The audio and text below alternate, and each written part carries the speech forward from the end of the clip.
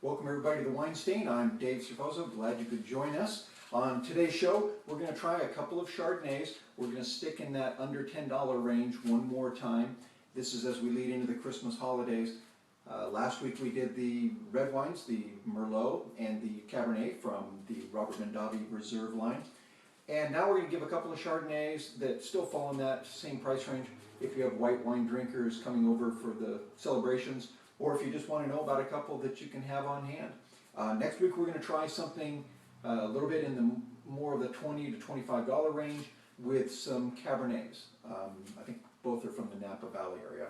So we'll try those, and we're going to bounce around. If you guys have suggestions or things you want me to review, give me a little comment, a little note on the site, and I'll do my best to put it into the mix here. The first one is Meridian.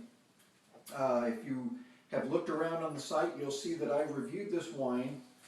It was one of the first reviews I did. But wines change from year to year, sometimes drastically, sometimes very slight changes. This is a 2010. I think the one I reviewed was an 08. Might even, I think it was an 08. I don't think it was an 07, but it was a while ago. If I recall, it had a lot of green apple, real crisp kind of flavors in it, and even a little honeysuckle floral feel to it. So let's see how it is in 2010.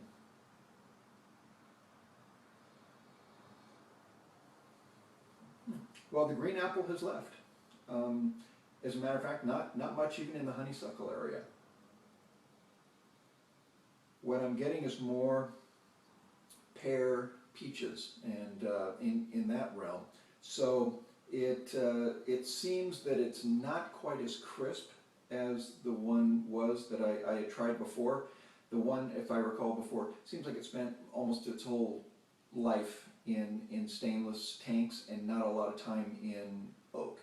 And oak will bring a lot of that sort of sharp, crisp fruit flavors, bring them down a little bit and mute them. So let's see what it tastes like. As you can see on the color, it's a little lighter than some Chardonnays, but it's certainly not Sauvignon Blanc light. So I think it's about where it always has been.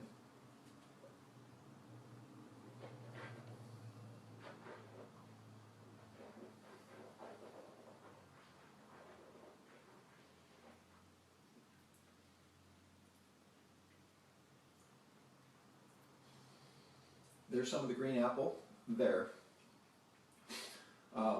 Also a little bit of floral feel, sort of powdery feel, not like a talc, but just sort of a soft powder. Didn't really get any of the honeysuckle or any of those flavors. A little bit of the pear and the peach came through, also in the taste as well, mainly on the mid-palate area.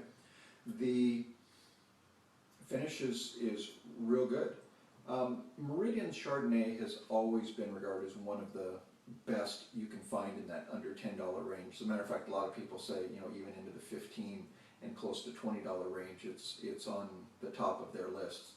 It is a good wine, and usually falls under that more crisp end of things. I think this one is pushing back just a little bit from that. So if you're looking for a real crisp one for a summer day, I don't know if this particular one this year meets that mark, but it's nice, and I think everyone would probably enjoy it. All right, now we're going to try the Coppola.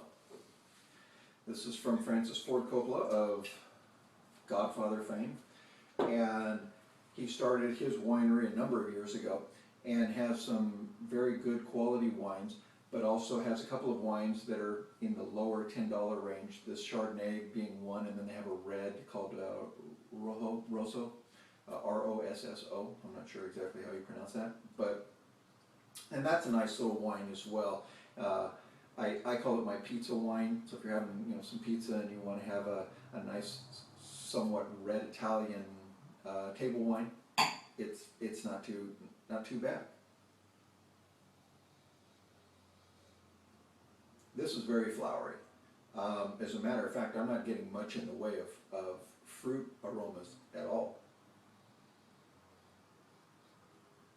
A little bit in sort of the pear, but it's almost more like a pear blossom or something along those lines, but not real fruity. I can tell that it has spent some time in oak. So let's see if it falls under the buttery terminology that we get from Chardonnays that have spent a lot of time in the oak.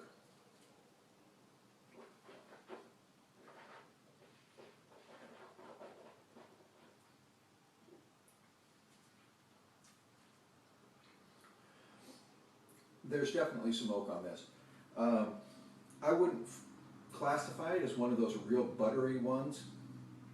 There's a couple of them out there that do fall much more into that buttery range.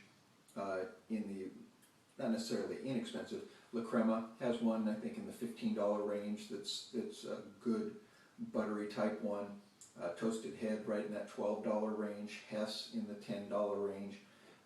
All have Chardonnays that have a little bit of that buttery quality to them. This one is I'm going to say it defies description, but it does have a much more floral feel to it, with a little bit of that oak buttery feel to it. But not a bad wine. It's certainly not a bad wine, and I think it sells for around $8. So if you want to try something that's a little bit different, give it a try. It does well on its own. As far as matching it up with food, that may be a bit of a challenge. Maybe a salad, a chicken salad, something like that, where you have a little bit of spice and some vegetables with it, might set well with the floral characteristics of this wine. So there you go. The Meridian goes with just about anything you'd pair Chardonnay up with, so no problems there at all. So as I said, next week we'll have a couple of Cabernets for you, and as always, if there's anything you'd like us to review, let us know. Just jot down a comment somewhere on the site and let me know. I'll do my best to get it on here. And but as always, enjoy your wine, enjoy your holidays, and we'll see you next week right here on The Wine Stain.